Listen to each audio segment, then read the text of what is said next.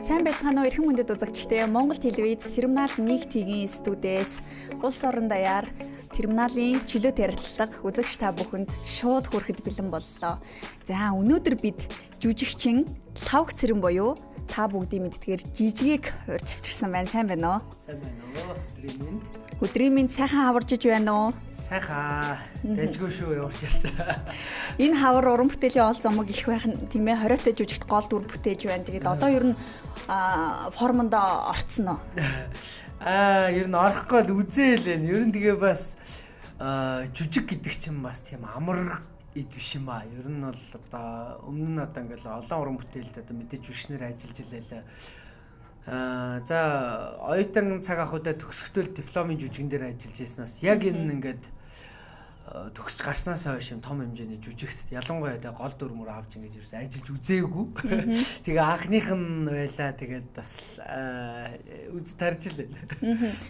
Яа, уран бүтээлүүд бол яг анх эхлэхдээ Маск Продакшнд тайзны одоо арын бүжигчин тэгэл туслах дүр тэгээд яванда хүүхдийн бас жүжигүүд дээр ер нь харагддаг байсан. Тэгээ голцоо дэлгэцийн уран бүтээл гэж яагаад буцаад одоо яг драм дүрэл дээр гол дүр авсан анхны бүтээл болж таарж байна. Тий. Оюутан байхдаа ер нь бол яг хошуурлагт орно гэж өөр юм яг бодцсон зорьцсон байсан. Тэгж жагаад хувь тавилангаараа зар Маск Продакшнд ороод за тэгэл тэнд ерөөсөө яг жүжигчний гараагаа хийж тайзан дээр одоо уран бүтээлүүд хийжсэн. Тэгээ тэндээ бол одоо Маск Продакшн чинь одоо 3-4 ч хүүхдийн жүжиг хийжсэн. Тэрэн дээр одоо Буратино дээр одоо гол дүрийг авч явж исэн бол тэгээд дараагийнхны туслах дүрүүд дээр явжсэн. Тэгэхээс яг ингэж манай Маск ч ер нь юм драмын жүжигүүд хийгээгүй би ч одоо өөр юм одоо уран бүтээлд орж үзээгүй байж байгаа л одоо өөртөө яг зорж байгаа л тэгэл орлоо тэгээ ямар ч байсан магадгүй бид яг ярьж байгаа нөгөө нэг өөртөө хийхгүй бол одоо хий те бид нар л өөртөө хийж өөртөө юм дүр өгөхгүй болол гэдэг шиг тэгэл ямар ч байсан өөртөө хийгээд өөртөө одоо гол дүрүүдээ аваад хийж үзэж байна. Гэхдээ найруулагч продюсер бол Орфей театрынхан. Тий, ер нь яг Орфей театрын хамт олонд бол одоо яг ерөнхий найруулагч манай Батбол найруулагч байгаа. За Орфей театраас манай одоо Ариука хамтарч ажиллаж байгаа. Ерөнхийдөө яг продюсерын талаасаа бол ер нь Хэрмэл крүү яг голчилж ажиллаж байгаа. Бид одоо яг анх X2 Production-аас яг 20-т жүжигийнхээ эрхийг аль бие ёсоор аваад одоо 20 жилийн өмнө X2 Production маань өөрсдөө захиалгаар одоо яг ийм жүжиг хийхээсэн гээд Балдорж гэдэг хүнд одоо санал тавьж зохиолоо бичүүлж ирсэн. Тэгээд 20-д жүжигч X2 Production-ы хамгийн анхны жүжиг гэдэг юм байна. Ингээд өмнө дандаа хошин хөтөлбөрөөр тоглож ирсэн бол анх удаа жүжиг тоглосных нь анхны жүжиг юм. Бас их хайртай уран бүтээл нь. Тэрийг бид нэр одоо яг аль биесны эрхийг аваад тэгээд за хинтээ хамтарч хийх вэ? Хинээр найруулах вэ? Яах вэ ихэ гэж хагаад Батболд найруулагчаа сонгоод тэгээ Орфей театртайгаар хамтарч хийж байгаа. Тийм. 20 жилийн өмнө гэхээр миний санаж байгаагаар одоо таны дүрийг жүжигчин Аглуу буюу Баттулга бүтээж исэн билүү? Үгүй миний дүр дээр онаах байсан. Тий, би Баки гэдэг одоо нөгөө хэргийн хэнгэрийн төхөр байгаа л та.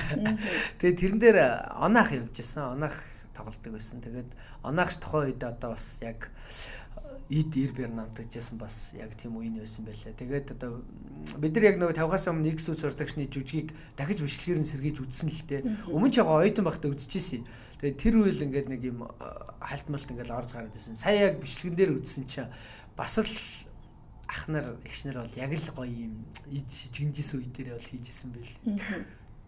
20 жилийн өмнөхөр одоо яг бидний насан дээр байсан. За тийм байна. Тэрнээс яриа залуу байсан. Тий, бараг биднээс залуу. Бид нар би ч одоо бараг хайж. Хүрлээсээ.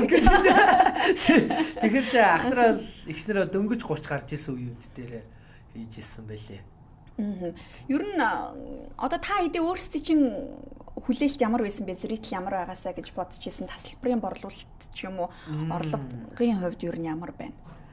За яг тасалбар борлуулалтын хувьд бол одоо яг сансандаа хүртэл бас борлуулж чадахгүй байна. Бид нар бас яг төсөөлөхдөө одоо эн чинь нөгөө соёлын төвөргөө ч юм уу үйлдвэр чинь ч юм ингээд 1000 гаруй хүний судалтай юм танхимд хийгээгүй бид нар чи зайсан хилд ингээд өөрсдөө судал засаж хагаад тэгээд 320 хүний судалтай судал зассан. За тэгээ энэ дээрээ л одоо яг ингээд энд одоо дүүрэхэд биднэрт бол хангалттай да гэж бодсон чи одоо яг амралтын өдрүүд сая баярын өдрүүдээр их гайхалтай сайхан бас үзэгч дүүрэн бас урамтай байла.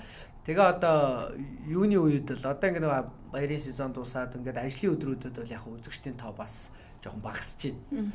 Тэг яг сансныг бодвол бас амжилттай байна уу? Бид нар бас өөрсдийгөө бас ингэж бас амжилттай хийнэ гэж бас бодоагүй өөрсдөө. Ялангуяа бид нар ч дандаа юм инедмийн кино тэгээ хошуурлын продакшнуудаар байсан жүжигчид учраас драм жүжигийн төрөлд яг бол тэр дундаа одоо пост драм гэдэг бүр одоо нэлээд хүнд одоо төрлийн бариад авцсан.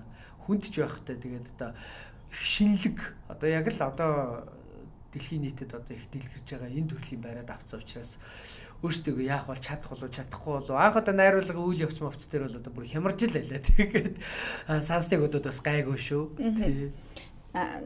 Тайзанд тэр ялангуяа драмын жүжигт тоглоход одоо бэлтгэлийн үеэр маш их туурдаг, хоолоо суудаг, ядардаг, шантардаг гэл бэрхшээлүүдийг бол яг мэргэжлийн жүжигчид ярьдаг юм байлаа. Танд ер нь ямар санагдсан?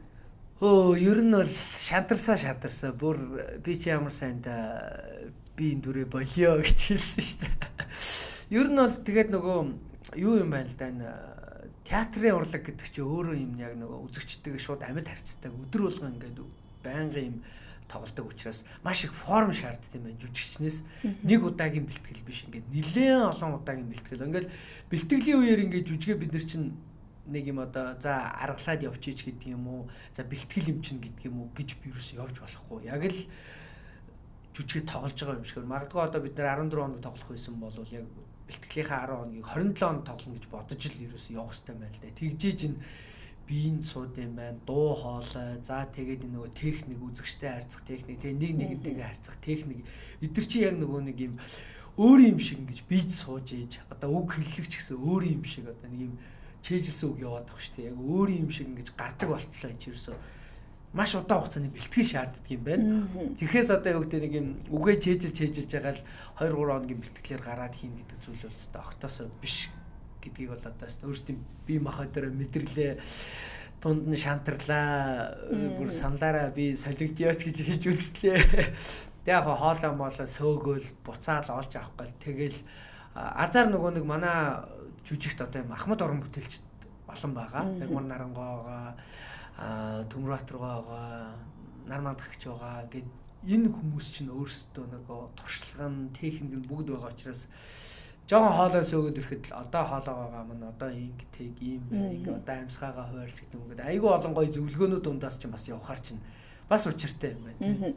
Яг асуух гэж хэлээ томчуудтай хамт тоглоход тусдын бөгөөд тэдний одоо бодит сургалт гэдэг зүйлийг практик дээр яг аваад явж байгаа ах та гэд бодож суулаа. Тийм тэрийг бол өстой маш гоёар авж байна да одоо мэдээж өмнө нь тэр хүмүүстэй одоо ингэж яг хамтарч ажиллах боломж уусаа олдоогүй биднэрт бол арай өөр жанраар явдаг учраас энэ удаа яг тэр хүмүүстэй ажиллаа үзсэн чи яг нөгөө энэ хүмүүс яагаад ийм мундаг те жүжигчин гэж яригддаг юм бэ? Яагаад одоо тэр мундаг цолыг хүртдэг юм бэ?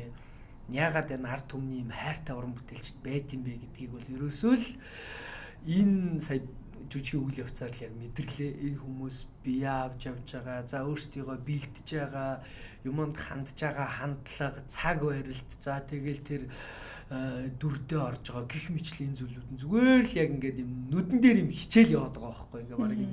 Яг одоо ингээд нөгөө агуу жүжигчдийн ингээл намтар түүхийн номууд уншихаар ингээл яг нүдэндээ төсөөлдөг штэ за юм байсан бахтаа гэл яг тэр болгон бас зарим буухан буухгүй те. Тэгэхэд энэ хүмүүстэй яг ингээд бодитор хамт ажиллахаар яг ингээд баг энэ хүмүүсийн намтар юм номыг уншиж байгаа юм шиг уншихтаа бүр ингээд үзэж байгаа юм шигээр ингээд тэгэнгүүт чи ингээд маш олон зүйлийг сурж ийн л да. Бид нэр өөрсдийгөө жүжигчин болцсон гээл одоо ингээд сургуулаа төгсөөд 10 гаруй жил болцсон. За мэрэгчлэрээ ажиллаад 10 жил болцсон. Одоо бид нар бол одоо жүжигчин болцсон гэж бодоод эндүрээд явдаг байжээ яг үнийг хэлэхэд бол тэгэхэд одоо энэ хүмүүсийг хараад за энэ жүжигийн уран бүтээл дээр сая хамт ажиллаад бол нэрээ яагаач вэ да болоогүй вэ да. Ямар азар гэхдээ бид нар бас ийм жүжиг рүү орж үзсэн юм. Эндээ бас их баярлалаа. Яагаад ардын жүжигчин гэдгийг яагаад гавьяат гэдгийг одоо яг тэр тодорхойлолттой бүрэн дөрөв багтсан байна гэж. Тэр чинь бол одоо яг мэдэрч байгаа байхгүй тий. Тэгээд нөгөө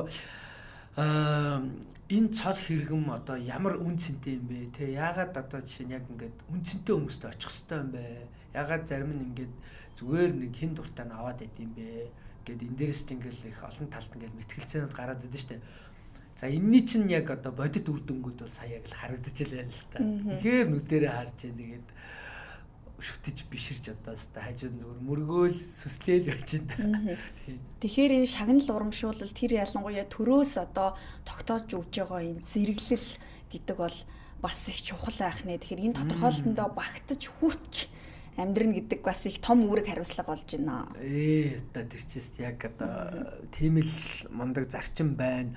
Магадгүй одоо дээр үедээ бол яг ингээл хүрч чадсан хүмүүстэй өгдөг те байсан бах энэ мундаг шагналуудыг бол одоо цагт бол мэдхгүй одоо миний хувьд ингээд залуу хүний хувьд харахаар ингээл хаа хамаагүй те болсон болоогүй ч юм уу ингээл авах нас нь болсон юм уу үнэхээр энэ чадвартай юм уу үнэхээр ийм хүн байгаа юу үгүй юу гэдэг ингээд олон зүйлүүдийг ингээд харахаар айгүй үнцэнгүй санагдаад байна л да. Тэгээд одоо ингээд яа байгаа энэ ахмад жүжигчтэйгээ байнгут энэ хүмүүс ингээд тэгэхээр олон зүйлээрээ яг энэ шагналд хүрсэн байгаа байхгүй.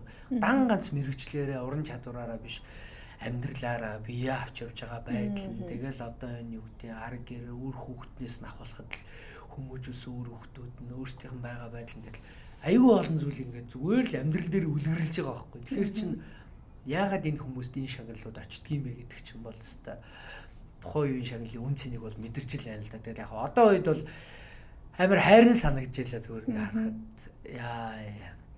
яаж ийм хүмүүс шиг болж иж энэ шагналд одоо хүрэх байтал ямар их таваад байна гэдэг юм үү те тиймэрхүү бодлоод бас зогсон бодогдож л хэлээ.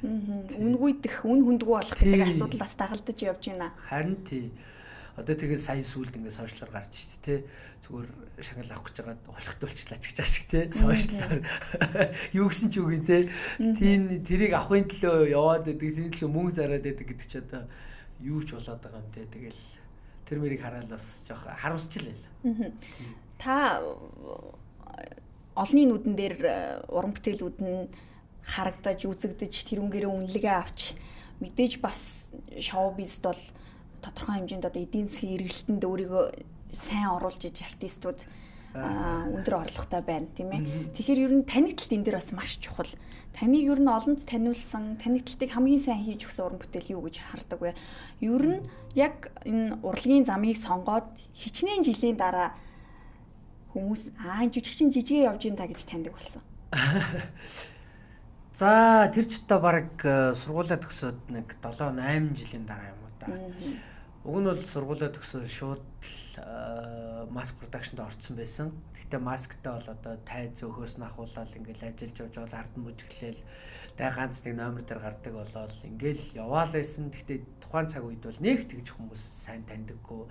Ганц нэг чамаг чи хаана харлаа тий чи манаа нутгийн хөлөөч гэдэг лөө нэг тиймэрхүү л яриатай байдаг гэж бод.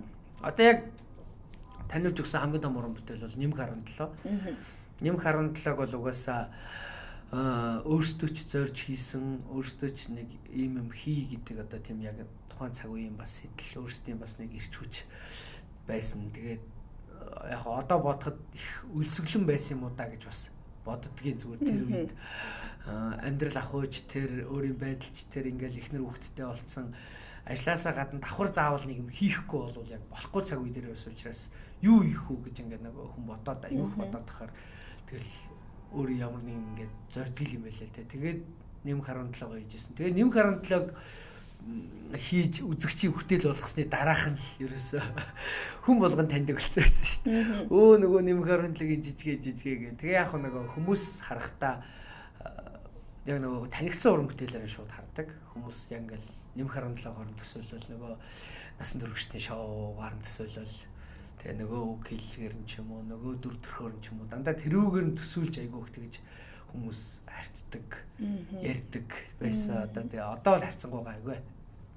Одоо олон журам бүтээл тоглолоо.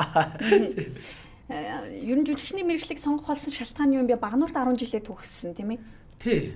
Багнуурт 10 жилээ төгсөөд Багнуурт яг хүүхэд байхдаа л 10 жил байхдаа л ер нь нэг юм жоохон урлагийн авьяастай юмд орчдөг те нөгөө дивжээ тэмцээ мэмцээ уран уншлаг мэршлэг гэл тиймэрхүү юмд өөрөө ер нь ороод идэг хүүхэд байсан. Тэгэл тэгж явж байгаа л 8 дугаар ангида нэг Багнуурт нэг юм кино поро бирж шалгалт аваад тэрэнд тэнцээ. Тэгээд нэг 8 дугаар ангида анх кино тоглож үзээ. Тэгэл ерөнхийдөө айгу гоё юм байна. Одоо энэ яг ингээд урлагийн мэрэгжил гоё юм байна гэх. Тэнгуудаа 8-аас хойш ерөөсөө би жүжигчин болно гэж шийдээл ерөөсөө 9-10 дугаар ангидаа ч бараг нэг хичээлээ хийхгүй.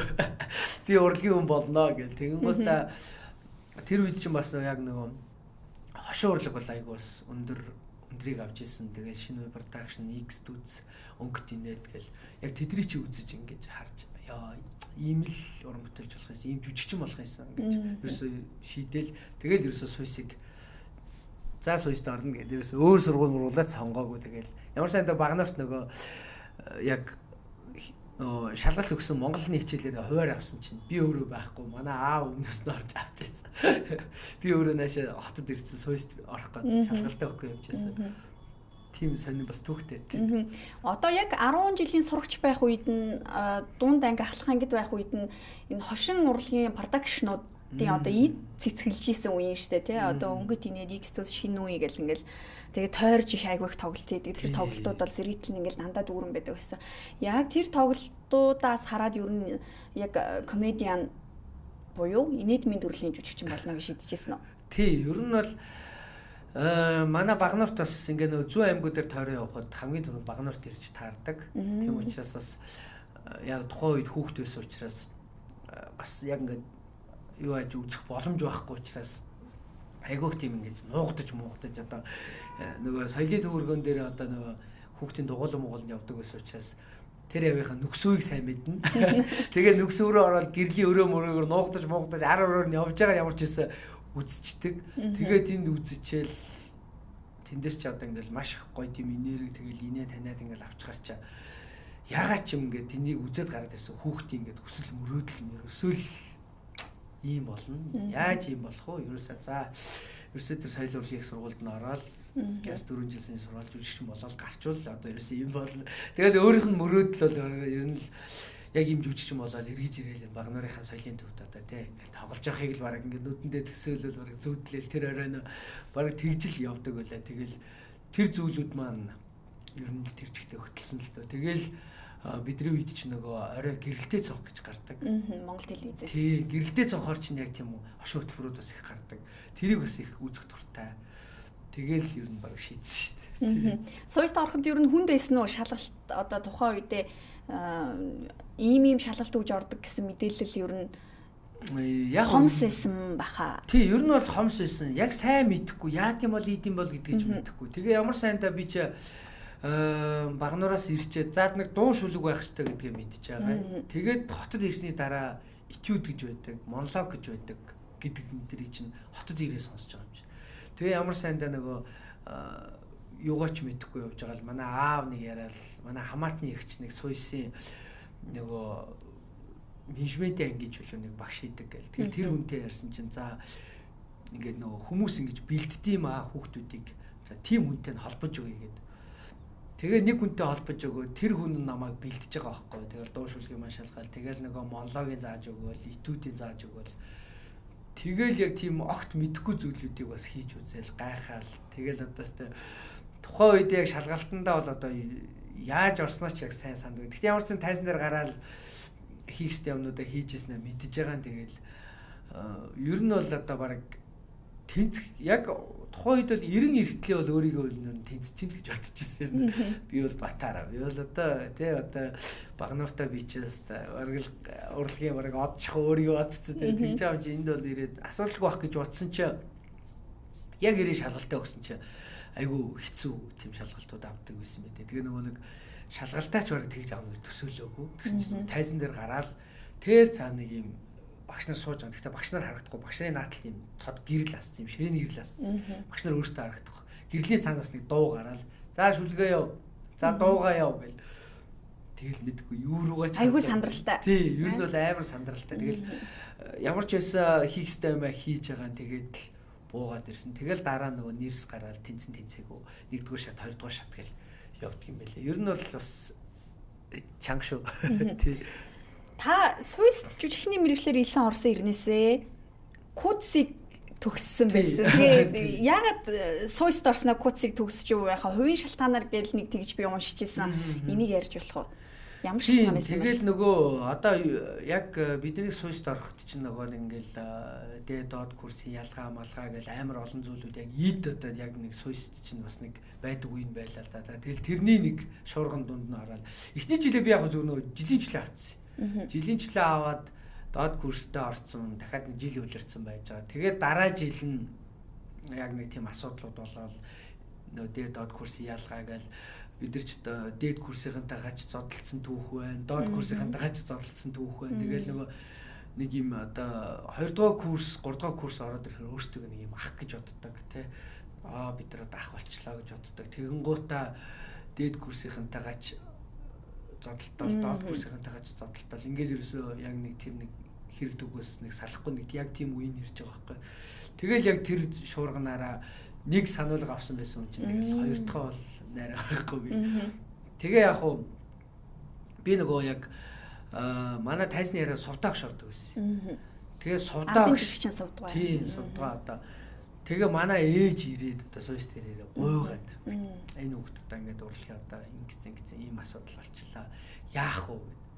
Тэгээ хөөх юм сувдаа гэж нааг би ч одоо тэгэл бас гуйж байгаа юм чи би одоо ингээд энэ нэг мэрэгжлийг сонгохгүй бол одоо өөр надад одоо сонгох мэрэгжил байхгүй гэл тэгэл гуйж яасан чаа за кино урлагийн дээд сургууль руу одоо ингээд ямар ч яасан чамайг шилжүүлэх талаас нь ярьж өгөө. Гэхдээ кино урлагийн дээд сургууль чамайг авахгүй гэвэл бас хэцүү. Гэхдээ ямар ч яасан ярьж үзье гэл тэгээд манай сараа өгчтэй яриад тэгээд сараа өгчтэй яриад за нэг ийм хүүхэд байна явууллаа чи нэг хардаа яах нь ийх нүг. Тэгэл би ч одоо коцд очиад маш томоотой хөхтэй л шүү дээ. Тэгэл нөгөө коцч очингууд бас нөгөө дээд курсийнхэн ч одоо бас дээрлэхэлттэй дахиад тулсан. Суйсаас ирсэн гэл 0 мөл дуудаал тий. Тэгээ тэр мэрэнд чи яг ингээд тулангуут бол нас масаар бол яг миний үеийнхэн байгаа байхгүй. Тэг яг нөгөө нэг би ч нэг жилийн жилэн болоо яваад ороод ирэнгууд доод курс нь бол орчин. Тэгэнгүүт чинь л нөгөө дүүлчээр ахах гэдэг. Тэгээ насаараа бол яцсан үеийнхийнх учраас 0 дотор ус үзчмээр байгаад байдаг. Гэхдээ одоо би дахиж одоо тий асуудал тарьж яах юм бол одоо энэ мэрэгчлээс бол бүр арчигдах гээд байгаа учраас тэгэл өстэй гараа кремандаа гэж шүдээ зугаал тэгэл доош хараад ямар сандаа заримтай нь бол зөв би ч юмтай харьцмааргүй байна гэж хэлээ зөв 0 дотроос зөрөө гарчдаг. Тэгэл энэ ямар аваа гараа мараа гэж тэгжлээдэг. Тэгэл тэнгуут чи яг нөгөө тиймэрхүү байгаад эхлэн гоо сүулдэ нөгөө юм сургууль дээр байх амир юм дургуул эхэлж байгаа. Сургууль дээр байхаар нэг юм тийм үүсэж ирлээ тий. Тэгвэл за гэж ерөөсө сургууль дээр байхгүйгээс аль болох хичээлдээ суугаал таруугүй юу явдаг. Тэр нь илүү надад өөр дамар тийм ээ. Өдөх, хоргоох, дуудах, дээрлэх, дарамтлах. Тэгэл энэ болгоны хажуугаар төгсөх ёстой гэдгээ бүрөө ухамсарласан учраас тодорхой хэмжээнд одоо юмсуудыг өнгөрөөх, твчих, хүлцэх тийм байдалтай ажиж төгссөн байж та тий. Ер нь бол тэгээс үлдээ миний гол зорилго нь яг юу вэ те би яг одоо энэ дунд ороод хин нэгэнтэй ингээд үз тараад авах хөлөө би чинь зүгээр ямар ч байсан энэ мэрэгчлэрээ төгсөх ёстой байлгүй гэж бодонгууд чинь тэгэл тэр мэрийг өөрөө бодож эхэлж байгаа юм л да. Тэгээд чи одоо яалч нэг юм олон удаагийн алдаа оноо те тэр бүл олон зүйлээсээ өөрөө бодоод тэгээд дахиж бас ингээл эцэгийнхээ нэрийг халууцуулаад тэжхийн халууцуулаад сургууль соёл дээр дуудмаарг байгаа учраас тэгэл өрөөрөө явж байгаа. Явж исэн төгсөе гэж байгаа. Тэгээд ер нь коцд очиад айгүй тийм чимээгүй ойтон байсан шүү дээ. Тэгээд нэг харагддаг ингээд нөгөөч ямарсан дээр шинхүү минхүү гэж нэрлэлцсэн. Тэгээд нэг юм хаяа нэг хичээл дээр харагддаг. Тэгэхээс ингээл нөгөө манлайлал цайлал те юмны урдгүйгээл хүү хаа гэдэггүй. Суйст бол ер нь бол нэлээ тиймэрхүү хөдөлгөөтэй байсан. Тэгээд коцд бол очиад зүгээр даруухаа тэгээд өрөөрөө явал ямар ч байсан төгссөн шүү дээ. Манай нэвтрүүлгийн зочид бүгд өөр өөрийн гэсэн сайхан түүхтэй. Тэгээд тухайн түүх нь одоо мэрэгжлийнхаа төлөө, өөрсдийн карьерийн төлөө тодорхой хэмжээний бас сорилтуудыг, бэрхшээлүүдийг даваад амжилтанд хүрсэн хүмүүс ирж яг энэ суудалд суугаад өөрсдийн түүхээ сайхан ярьдаг. Тэгээд яг би сая таны ярианаас ингээ бодоход тодорхой хэмжээнд бас үеийнхний дарамтанд дээрлэхэлтэнд өртөөд тэр нь өөрт нь бэрхшээл болоо сургуулаас солихоор хүртэл хэмжээнд ингээд асуудал үүсгэж ирсэн байна. Тэгэхээр ер нь тухайн мөчөд тийм дарамтанд орсон хүүхдүүд ямар байдлаар тэрийгэ даван тулах ёстой юм бэ? Одоо зүгээр яг нөгөө энэ асуудал сүүлийн үед бас их яригдчих шүү дээ. Тий, одоо ер нь амар их гарч ирж байна. Тэгээд илэл болж байгаа нь энэ баг гэж бодоод байгаа. Ер нь бол энэ бол далд маш юм газар авцсан байгаа бах. Би бол хөвдөд гэж бодож байгаа. Ил болж байгаа л ингэж гарч байгаа бах.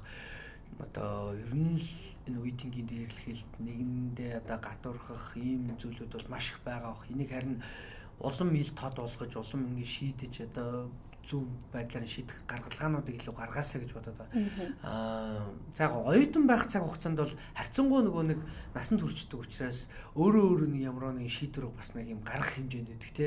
За бүр үнэхэрийн төсч болохгүй бол дараагийн арга хэмжээнд ч юм уу 10 жилийн хүүхдүүдийн хувьд бол миний бодлоор шууд л эцэг ихтэй ээж аавдаа те асраа хамгаалагчтай хилээсэл гэж боддог ерөөсөө энийг нуугаад авахгүй шүү дээ. Тэгвэл хүүхдүүд маань одоо нэг аюулын тэр яваад шүү дээ. Хийлж чадахгүй байгаад байдаг. Яах бол их бол гэж бодоод байдаг. Энэ нь эргээд нөгөө нэг хүчрхийлэгчдийн жинхэнэ одоо байна болж идэг тий. Энэ хийлж чадахгүй юм чинь гэдэг юм уу. Ийм байдлаас олж улам тэдний одоо үйл ингээд давраад идэг тий. Ийм байдаг учраас би бол 10 жилийн хүүхдүүдийг дүүнрийг бол ерөөсөө ямар ч асуудал байв нэг юм хандлага гарвал хилээс эцэгтэй хилээс ээж аавдаа ах эгчтэй тий яг хүүхдүүд найзуудтай л нэгэндээ ярьдсан юм шиг байна. Тэгэл найзууд яах юм бэ өөр юм яг л адилхан үед юм чинь яг дөрвтэй бас шийдэл гаргаж чадахгүй шүү дээ. Тэгэхээр эцэг эхчүүдтэй хилээсээ тэгээд тэр тусмаа эцэг эхчүүд ч гэсэн одоо хүүхдүүдтэйгээ сайн ярилцаасаа асуугаасаа тий одоо ингээл нөгөө сая ингээл кейсүүд ингээд сонсоход маск зүгэл яваад байсан гэлж байгаа байхгүй тий. Тэгэл хит хоногч зүүж явсан яагаад гэсэн тий. Тэр болгоны чи ингээд ерөөсө дор дорны эцэгчүүд ерөөсө сайн хүүхдүүдэд анхаараасай. Эн чин бол нийгэмд бол байгаад байна. Бүр энэ бол нэлээд том асуудал байна. Одоо дэлбэрэх цаг нь болж л гарч ирж байгаа болохоос гарч ирээг бол хэр удаан дахиж ингэж явах юм тий. Айгүй аюултай асуудал санагдаад байгаа байхгүй. Энэ дээр бол миний хувьд бол нэлээл имзэглэв шүү дээ. Одоо ялангуяа өөрөө одоо хоёр хүүхэд мөхтэй гарч тий. Цахим орчинд насан туршид бас хэлжүүлээ. Чи биш тэд ичих ёстой гэдэг уриалгыг бас гаргаж байгаа харагдсан. Хүчрхийлд өртсөн хүүхдүүд өөрсдөө би хүчрхийлд өртөрчлөө гэдэг үеийнхэндээ мэддгээр бүр илүү их дарамтыг авдаг, ичдэг тийм байдал үүсдэг юм байна л да. Тэгэхээр хориотой жүжиг дээр бас тодорхой хэмжээний одоо залуучуудын хүүхдүүдийн хүмүүжлийн доголдлын асуудал хурцаар хөндөгддөг юм шиг үлээ. Тийм. Одоо манай хориотой жүжигч яг өмнө нь X продакшны маань тавьжсэн хориотой жүжиг бол тухайн цаг үеийн нийгмээ шүүмжилж тэр төрүүлж харж бичижсэн зохиол тавьжсэн жүжиг байгаа байхгүй. Хүмүүс бүр ингээд ийм юм байдаг гэж анх үзчихсэн гэж байгаа байхгүй. Юу манай нийгэмд ийм байдаг гэж үү гэж.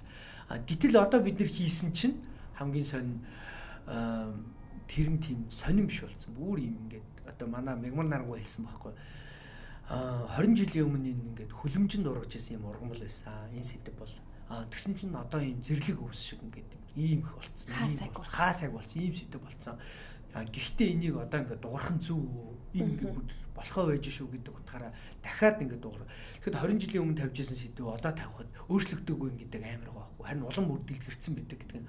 Тэгээ манай дээр чинь бол яг одоо энэ нийгэмд болоод байгаа энэ үеийнгийн одоо дээрлэхэлт те тэгээд эрх мэдлийн асуудлууд одоо эцэг эхийн нөлөө хүүхдээ хүмүүжүүлж байгаа гэдэг энэ айгүй н олон зүйлүүд чи манай хориотой жүжигч дотор ерөөсө бүгд орж байгаа айгүй сонин. Тэгээд энэ цагтаа тааруулж бас тодорхой хэмжээний зохиолоо шинжилсэн. Тэр шинжилэн ч гэсэн энэ цаг үед айгүй гоё таарсан яг тохирсон тийм зүйлүүд байгаа. Одоо тэгээд мэдгүй манай жүжигийн үйл явц юмнууд яг л болоод байгаа юм шиг санагдаад байна шүү дээ. Яг л ийм эрх мэдэлтэй айлын хүүхдүүд ингээл ямар нэгэн хэрэг түүгээс айхгүй байна. Юу ч тэндээс имзэглэхгүй бай тий. Тэгээд ямар нэгэн хариуцлага хүлээхгүй салчиж байна. Нэг торгуулаач гэдэг юм уу эсвэл нэг хилийн хориг тавиулаач гэдэг юм уу тий. Ингээ салчиж байна. Тэр юу ч биш. Эсэргээрээ хохирогчд нь илүү өөртөө дарамт авж байна. Хохирогчд нь бүрэг тэрнээсээ илүү ингэж хохирж байна тий. Энэ бол зүгээр одоо ингээ нийгэмдэр зүгээр хэвийн үзэгдэл шиг болчиход байна л да. Энд гэхдээ ийм байх ёстой мүү гүм үү гэдгийг бол уран бүтээлч хүмүүсийн хувьд бид нар бол уран бүтээлчдийн хувьд бол чадах чинээгээр дуугарч байгаа. Одоо чарлж байгаа, хашгирж байгаа тий. Урлаг бол соён гэгэрүүлэх, гоо зүг олгох, ер нь цаад зориг бол нийгмийн болж бүтгэхүйг бас шүүмжлэх за ялангуяа драмын хошуурлын төрлүүд бол өвөөдөл ихтэй юм байдаг а тий. Энтэй уялдуулаад нэг зүйлийг асуу. Та түрүү нэмэх 17 цувралаараа их сайн танигдсан гэж тэгжсэн. Нэмэх 17 гэдэг тэмдэглэгээтэй буюу насан туршид зориулсан утга агуулга бүхий контент гэдэг анхааруулгатай явдаг гэсэн тийм ээ. Тэгэхээр тэн дотор хараал ёс бус үг хэллэг насан туршид зориулсан агуулга ингээл явж идэг байсан. Тэгэхээр ер нь эргээ та харахад нийгэм тийм зүйлийг илүү хурдтай бөгөөд их том хүрээгээр хүлээж аваад байна уу? Тэгэхээр үзэгчдийг хэрвээ оюун санааны хувьд үнэлэх юм бол ер нь ямар байна гэж та үнэлэх вэ? Одоо ингээд мэдээж ингээд үзэгчд өөрсдөө ингээд нэг боловсрж л байна л та. Гэхдээ би ингээд харангууд социализмын үед ингээд хатуу ширүүн байсан, ингээд авах зүйл байдгүй мэдгүй хэцүү гэдэг ч үрдө тэнд бас ийм айгу мундаг зүйлүүд нь бас байгаад байгаа байхгүй. Ягаад гэвэл тэнд ингээд нийтээр нь соёлжуулах гэж ингээд урлаг соёл юу гэдэг бүх зүйлүүдийг ингээд яг ингэж соёлжуулах гэж яг тодорхой хэмжээний нөгөө үзэл суртлын агуулгатай тий байсан байгаа. Тэгээ тэрийг эсэргээрээ нөгөө үзэл суртлын одоо ингэж тэрийг давж гарахын тулд уран бүтээлчд нь илүү бас бодож сэтгэдэг.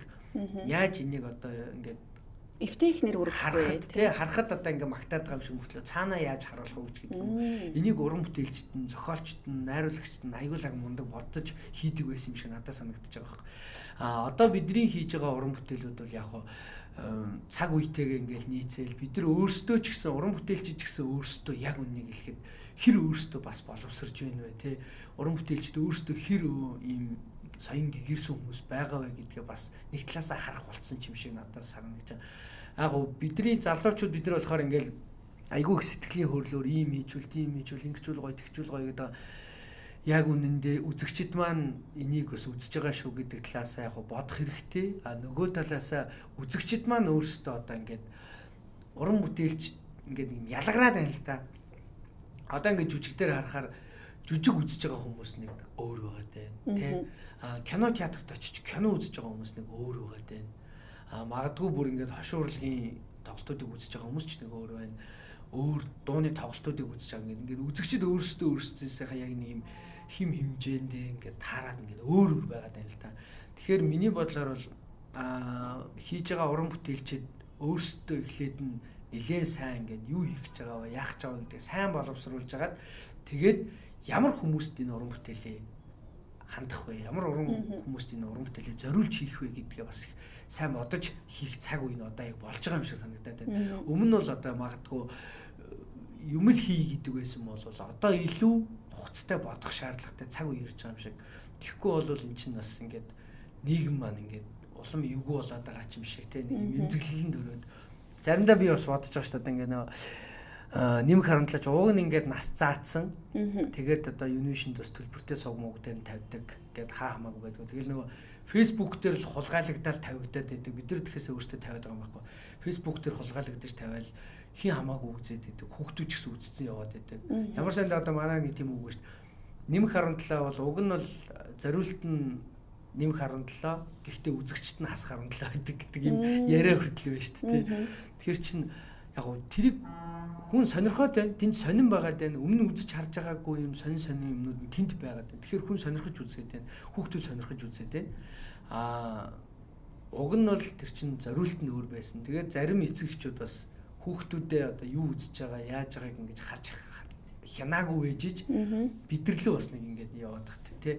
Та нар хүүхдүүд зориулж юм байлээ гэдэг. Уг нь бол бид нар хүүхдүүд зориулж хийгээгүй. Насан туршидаа залуучуудад зориулж хийсэн. Гэтэл хүүхдүүд нь үзээд байна. Эцэг эхчүүд өөрсдөө хүүхдүүдээ юу үзэж байгаа жишээ нь хямдаггүй байгаад байна. Facebook дээр юу ч хамаагүй үзээд байна. Тэрийг чинь 13 нас хүрээгүй хүүхдүүдтэй Facebook нээж өгч байдаг шүү дээ. Уг нь Facebook чи 13 наснаас дээш байх чинь нэгэд өгцөн. Яаж аа хүүхдтэйгээ нөгөө ярих гад ингэх гэдэг. Тэгтэл цаана агуулга нь өөрөө бүр юу яваад байна гэдгийг ч анзаарахгүй байдаг.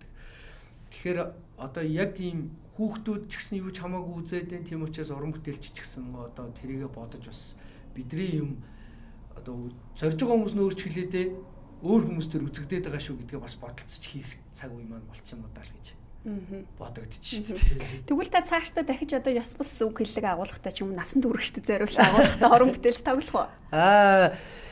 Би бол ер нь бол яг алга маш сонирхолтой санал ирүүл тоглоно. Яагаад гэвэл би өөрөө уран бүтээлч. Гэхдээ энэ өөрөө магадгүй одоо энэ өсвөрнсний дээрлэхэлтийн энийг одоо шүүмжилсэн ч гэдэг юм уу, энийг зогсоохын төлөө ч гэдэг юм уу, энэний эсрэгч гэдэг юм уу, ийм уран бүтээл байх юм бол би бол одоо ингээд бүр ингээд гараа өргөд оролцсон магадгүй тэн дээр үг хэлэн ямар ч байхыг одоо үгүйсэхгүй байна. Гол нь энэ хийж байгаа уран бүтээл маань нөгөө заасан нас хязгаарандаа байгаа тэрийг нь үздэг хүмүүс нь үзээд үзэж болохгүй насанд эцэг эхчүүд нь ч гэсэн үзүүлэхгүй байх талаасаа бодолцохгүй болвол аль нэг гэж бодолцохгүй болвол ганц бид нар одоо жишээ нь бид нар энэ уран бүтээл тоглохгүй гэдэг. Гэтэл энэ уран бүтээл нь хийгдэл идэг.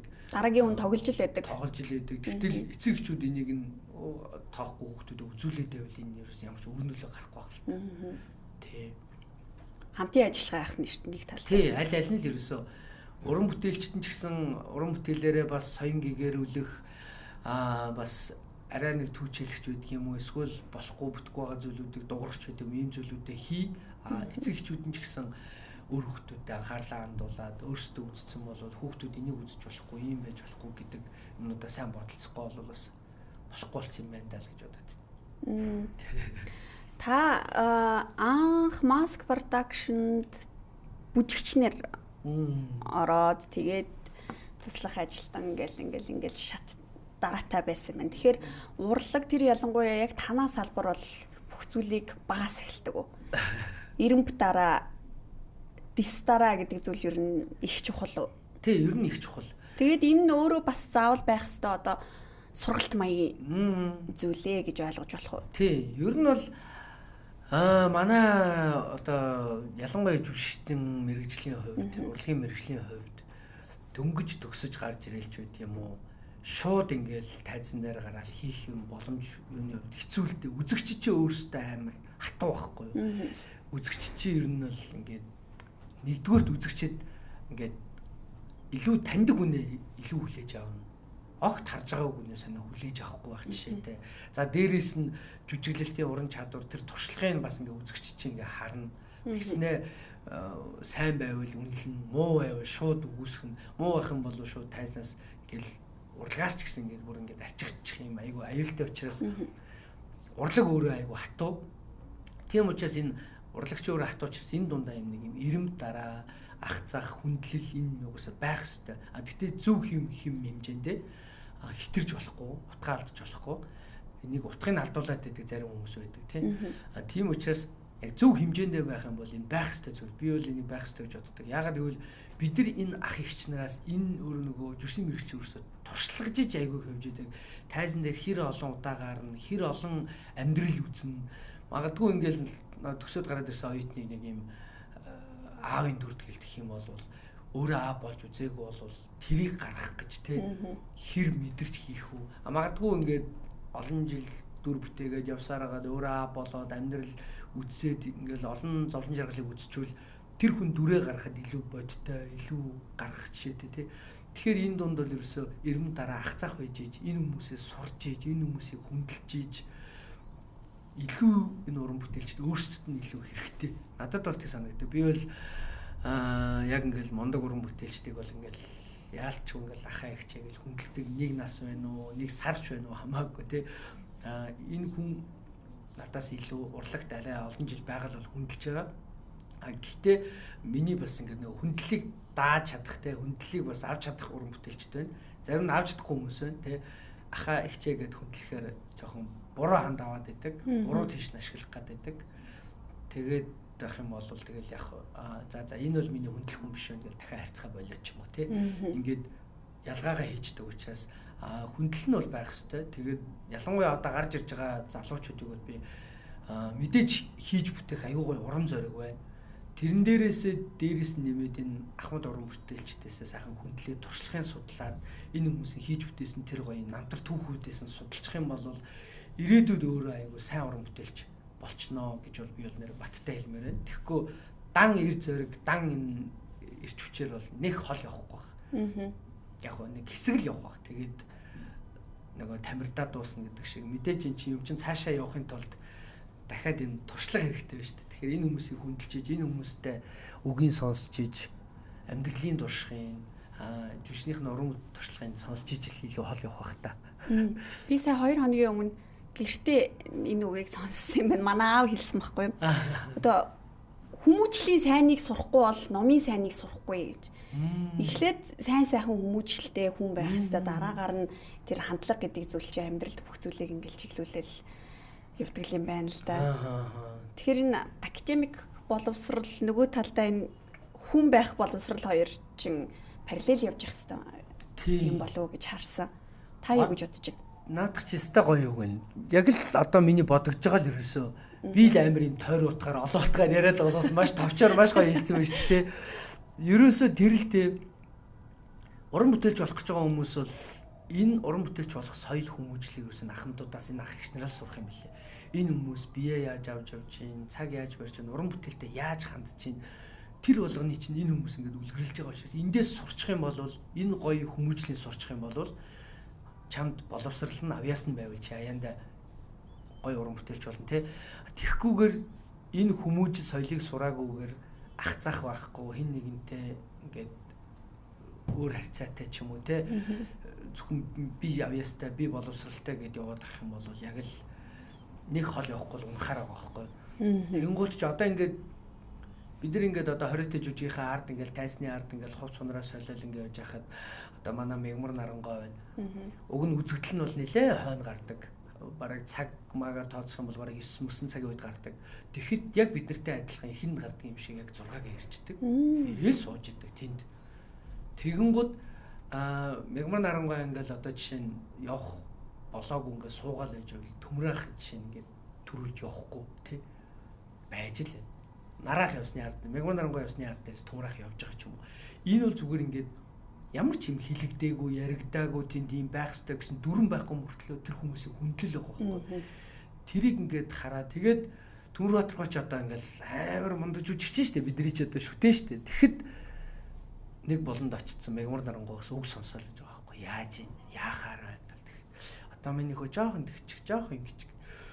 Одоо бид нар бодохдоо тэр хүн бол одоо сурхаа сураад хийдгээ ийцэн юу үнээс үг сонсохоор гэж бодож байхад тэнд сонсож байгаа шүү дээ. Тэгэхэд бид нар магадгүй би авьяастай би одоо залуу үеийн одоо намайг илүү хүмүүс таньдаг би олон дагагчтай тий би бол одоо ийм хүн би ахмадуудыг одоо юу дагагчаар илүү мэлгүй тэр хүмүүсээс үг сонсохгүй хажуугаар зүрх юм бол нэрээ өстэй хол наслахгүй хаа ялангуяа уран бүтээлч тал дээр бол нэг хол явахгүй хаа тийм зүйлийг биш тэр хүмүүсийн тэр гоё зүйлүүдийг сураад өстэй тэр хүмүүсээс үг болгоны ингээл тусгаал аваа сонсоод байж ивэл те магадгүй миний өөрийн дахиад цаашдаа гоё зорих уран бүтээлч талаас илүү гоё байх бах гэж юу боддог. Сүүлийн үед cancel culture гэдэг юм их ярьж байна. Азийн улс орнуудын нэг өстө тултал хийж байна гэдэг юм уу те. Ёс зүйн давалдал гаргасан олон нийтэд буруу үлгэр дуурайлал үзүүлэх үйц үйлдэл гаргасан бол одоо бандуулдаг ч юм уу те. Ийм асуудлууд ер нь жишг болгоод л яриад байна. Таны хувьд энэ дээр ер нь ямар байр суурьтай вэ? Уран бүтээлчийн хувьд хэрвээ асуудал үүсгэсэн, асуудалд холбогдсон бол энэ салбараас ч юм уу тий арчигдсан зөв үү? Тэгэл одоо үнэхээр хүний ёсонд байж боломгүй зүйлүүдийг хийсэн бол одоо тэгэл яг юм шудраг байдлаараа л тэгэл арчигдах хэрэгтэй шүү дээ. Би бол энийг бол хүлээн зөвшөөрнө. За яг нэг зүйл нь нэг аюултай зүйл нь энэ байгаад байгаа нь одоо ингээд нэг юм зүгээр сургаар сэвдэг асуудал байгаад байна л да. Одоо чинь Солонгос гэх юм уу ингээд урлагийн одууд нь бол үнэхээр амар арчигддаг, амар хариуцлага хүлээдэг тий. Гэхдээ энийг яадгүй гэхээр яг үнэхээр үнэн мөнөөр нь тогтоодог. Тий шүүх нь гэх юм уу юу нүд яг тогтоод энэ хүн ийм үйлдэл гаргасан байна. Өмнө нь ингэж гаргаж ийсэн байна. Энийг бүр нотлох баримттай бүр гаргаж ирээд яг тодорхой яг зөвөр нь шийдээд ил тод болсныхан дараа дээр зарим нь зүгээр сургаар байгаад байна л да. Тэгжсэн гинэ, энэ ингэжсэн гинэ. Одоо жишээ нь наадах чинь дээр тэгжсэн шүү дээ, намайг тэгсэн шүү дээ, ингэсэн шүү дээ гэд нэг юм хин мэддэхгүй бараг хурамч хаягнаас ингэ бичгэд л тэрийг нь олон нийтэд тавьдаг.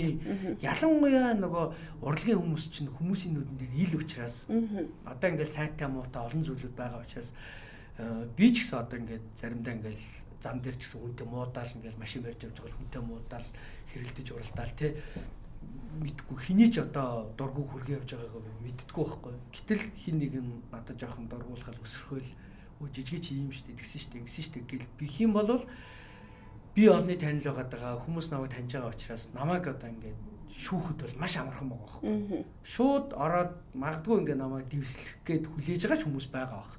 тэр болгоо ингээд пүрк ороод ирэх юм бол нөгөө фейсбુક дээр гомсон ямар шүлт өргөө яг үнэхээр тийм энэ хүн яг үнэхээр тэгсэн үү ингэсэн үү гэдэг тэрийг шүүх чадваргүй байгаа учраас манай Монголд одоо яг тэр кэнслийг бол одоо хийхэд хэр зөв бэ гэдэг бол айгүй эвгүй санагдаад байгаа. Хин нэг шууд бас хэлмэгдүүлчих үедээ гэдэг зүйлүүд байгаа. Яг л энэ яг үнэн мөнөөр нь тогтоож чадахгүй байгаа юм л та.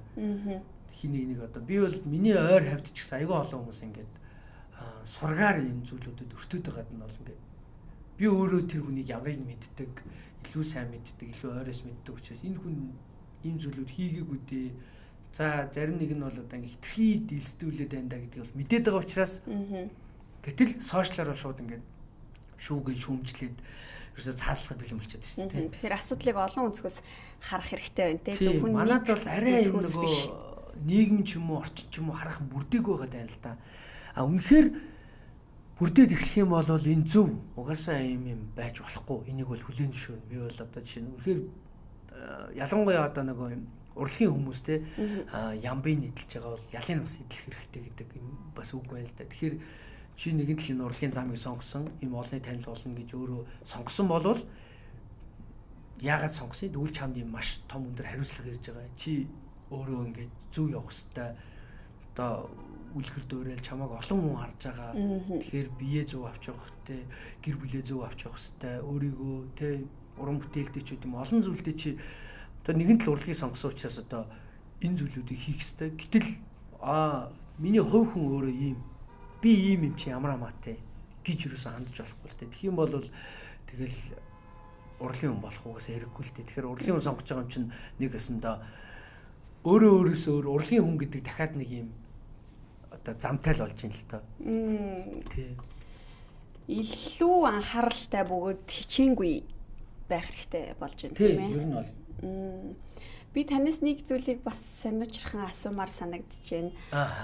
Анхнаасаа одоо комеди төрлөөр буюу энэ жанраар танигдсан уран бүтээлчид дараа нь өөр төрлийн уран бүтээлч ялангуяа драмт ч юм уу ороход үзэгчид хүлээж авахгүй байх ч юм уу те ийм бэрхшээлүүд тулгардаг. Жишээлбэл одоо хамгийн сонгодог жишээ гэх юм бол одоо Украины ерөнхийлөгч Володимир Зеленский байна те. Гэвч ингээд өнөөдрийн хүртэл жүжигчин алиа салбартай одоо хошин шогийн жүжигчин ингээд дайн хийж чадлаа юу гэдэг ч юм уу ийм шүүмжлэлээ дэлхий дахинд ингээд явж идэг. Энийг та юу гэж харах вэ? Угаасаа тэгээд нөгөө хүнд анх яаж танигд мэдээж тэр чинь маш тодор үлдчихлээ гал та. Одоо тэгэл дэлхийн брэндүүд ч биш те ингээл ямар нэгэн брэнд анх танигдал лого танигдсан бол тэрийг өөрчлөх гэж те маш их эрсдэл дагуулдагтай адилхан уран бүтээлч ч гэсэн яг эхлээд яг ямар жанраар ямар төрлөөр танигдсан яг тэр чигээр ингээд хүнд танигдсан учраас хүлээж авах хэцүү л дээ ингээд. Тийм учраас яг жүжигчин хүмүүсийн хувьд гэх юм бол нэг даваа тал нөгөө хөвөрч чадах юм одоо уран бүтээлч байх хэрэгтэй гэж одоо анхнаасаа л ярьдаг л та. Ялангуяа манай Монголын уран бүтээлчдийг бол хошин төрөлд ч юм уу эсвэл драмын төрөлд ч юм уу аль аль төрөлд орох юм чадвартай байхгүй болвол зөвхөн нэг төрлөөрөө чаддаг байгаад байх юм бол угаасаа тэгэл бас насгуулга л да. Тэгэхээр манайх ч өөрөө юм олон төрөлд хувирч чаддаг байж ич энэ уран бүтээлч өөрөө өөрийгөө ямар чадвартай чансаатай уран бүтээлч вэ гэдгийг харуулж л байгаа юм л да. Тэгэхгүй ингээд яг нэг дүрдээ байгаа л нэг жанртай байгаа. Тэрнээс гарч чадахгүй өөрөө ч хайрцаглагдаад тэрнээсээ явахгүй байх юм бол тэгэл тэр уран бүтээлч яг нэг тийм л уран бүтээлч гэдэг нь угаасаа ингээд харагдаж байгаа юм. Аль болох эвдэж өөрийгөө сорж үзэж байх тусмаа тэгээд магадгүй сорж өөр жанраар явж үзээд чадчихвэл тэр уран бүтээлчийн чадвар чансаа байна шүү дээ. Чадахгүй бол үзэгчд угаасаа шудраг юм чинь тэгээд дүнгээ тавина. Тий дүнгээ тавина. Өө чи дахичил драмын урлаг руу бити ороорой гэл тэгэл за би бол энэ биш юм байна. Эндээ байх юм байна гэд үзэгч шүүжих учраас тэрийг бол уран бүтээлч өөрийн чадвар чансаал харуулах байх. Та юу өөрийнхөө имижийг ямар байдлаар нийгэмд тогтоосоо гэж хүсдэг вэ? Би юу имижийг үү? За би бол айхтрим тим гэж бодоод байдгүй шүү дээ. Яг зүгээр миний өөрийн хувь үзэл бодол бол аль болох зөв байх юмсан, эерэг байх юмсан. Тэгээд аль ч жанр руу бас орж чадах юм чадвартай уран бүтээлч байх юмсан л гэж боддог. Тэгэхээр яг нэг жанр, энэ жанр гэж бас бодоод байдаггүй. Тэгээ бас айхтар надад бас нэг тийм айхтар амбициус байдаг юм аа. Ийм байна гэдэг юм аа зүгээр л байгаагаараа л байж яхна. Мөн хийж л харуулах. Тий, ямар ч байсан тэгээд хийгээд харуулъя. Чадвал үзэгчд өнгөө тавих, чадахгүй бол тэгэл угсаа арчигдах байх. Тий. Одоо уран бүтээлч буюу мэргэжлийн уран бүтээлч болсноос хойш хамгийн хүнд хэцүү дүр нь энэ дөрөв. За ер нь тий шүү. Ер нь тий. Тэгээд жүжиг гэдэг өөрөө ингээд саяхан нөгөө манай жүжиг үчид гişүн мөнх баясгалан ихч битсэн байлээ л дээ. Драмын жүжигт тоглоно гэдэг жүжигчин хүн өөрийгөө ер нь нэг юм одоо сорж үзэх маш том алхмаа. Тэгээд ямар чансаатай вэ гэдгийг ер нь үздэг юм том алхмаа гэд бичсэн байсан л та. Тэгээд бидэд бол яг хуу ер нь хэрмэл гөрүүгээд бид дөрөв одоо чинь ингээд ярьж хахад юу хий гэж бодож байсан байхгүй. Ер нь тайзны юм хий гэж ярьж байсан. Гэхдээ бид нар 3 сард шоу хийх үү, жүжиг хийх үү гэдэг юм сонголтын дээр байж байгаа. Хэрвээ шоу хийсэн бол бид нар л илүү ойр учраас хийхэд амархан байсан л та. А тэгэнгүүт нь эсрэгээр жүжиг хийж үзье. Илүү хэцүү юм хийж үзье. Өөрсдөө сорж үзье гэдэг. Тэр нь илүү амттай санагдаа нэг юм экстрем ч гэдэг шиг тийм. Тэр нь илүү амттай санагдаа. Тэгээ жүжиг хийж үзсэн л дээ. Тэр дундаа ялангуяа пост драмын төрлийг сонгож аваад. Яагаад пост драмын төрлийг сонгож авч байгаа юм бол одоо драмын театр байна тий. Драмын театр тавьж байгаа жүжигүүд бол зүгээр одоо яг бол драм байхгүй. А пост драм гэдэг нь болохоор энэ драмын чинь дараагийн түвшинд болчиход байгаа байхгүй. Одоо киногоор ярих юм бол ийм нөгөө ийм хар цагаан кино үзэж байгаад одоо 3D кинонууд үзэж байгаа шиг жүжигийн төрөлд бол одоо пост драм чинь дараагийнх түвшнийхэн төрөл болчиход. Харьцангуй сүүлийн үед гарч ирсэн жанр. Тий, одоо 1999 оноос хойш одоо Германы одоо Лемон гэдэг хүн бүр ийм пост драмын төрлийн ном бичээд ингээд анх дэлхийн нийтэд ингээд танилцуулж явьжсэн гэж байгаа байхгүй. Тэгээд тэрийг хүмүүс ойлгохгүй ийм байж болохгүй гэд. Яагаад ийм байж болохгүй гэд ингэж явсаар хагаад тэгээ одоо хүлийн зөвшөөрч одоо гадны улсууд энэ чиглэлээр бол илүү их уран бүтээлүүд тавьж байна. Энэ өөрөө нөгөө нэг зүгээр одоо уламжлалсан драмын жүжигүүд маань юу юм гэхээр эхлэлтэй, өрнөлттэй, төгсгөлтэй ингээд тайзан дээр үзэгчд нэг талаас нь хардаг. Тайз нэг талтай байдаг болвол пост драм тийм биш. Зохиол чухалчилдаггүй. Нөгөө үзэл бодол дээрээс нь жүжигчдийн мэдрэмжийг чухалчилдаг. Тавилт нь илүү чухал гэдэг гэж ойлгоо. Тавилт нь илүү чухал. Тэгээд дээрээс нь технологиудыг их ашигладаг. Гэрэл, шуум, тэгэнгүүтээ энэ жүжигчдийн мэдрэмж, үзэгчдийн мэдрэмжийг үзэгчд өөрсдөө жүжигчин болж орж ирдэг. Айгуу сонин. Тэгэнгүүтээ юм тайз нэг талтай биш. Голдоо молдоо байж идэг. Одоо манай хориотой жүжигч яг тийм шүү дээ. Голдоо байгаа. Үзэгчд хоёр талтай байгаа. Тэгэнгүүт чинь энийг уламжлал болсон зүйл нь эвдэгдчихэд байгаа байхгүй. Ингээд нэг хардаг. Зарим хүмүүс баг юу жүжиг яхаар юм бэ гэж зарим баг үзээд гарч байгаа нь тэгж бодож байгаа бах. Гэхдээ эн чинь пост драмын төрөл шин жанр учраас маш их сонин. Тэгээ одоо гоё зүйлүүд бас их байна. Ялангуяа жүжигчдийн хувьд бол бүр юм амар амттай зүйлүүд байна. Пост драмын төрөлд ялангуяа орж үзэх нь илүү бүр жүжигчдэд бол илүү бүр амттай юм ажиллахад урамтай. Тийм байна. Сэрэтэлтэйг ойрхон байгаа учраас илүү амьд байна уу? Тий. Анхаарал алдаж болохгүй нэгдүгürt. Яг үзэгч ингээд нүрд тулаас сууж байгаа. Тийм учраас ингээд анхаарал алдаж болохгүй. Тэгээд ялангуяа гаргаж байгаа мэдрэмжүүд нь илүү дотроосоо байх шаарддаг. Одоо гаднаасаа тоглож болохгүй тий. Өчигдөр ингээд манай өөдөгч ирж үзээд бидэрт ингээд бас зөвлөгөө өгж байгаа байхгүй нөө. Өөдөгч өөрөө яг одоо пост драмын төрлөөр юм бүр докторантын зэрэг хамгаалж байгаа юм билээ.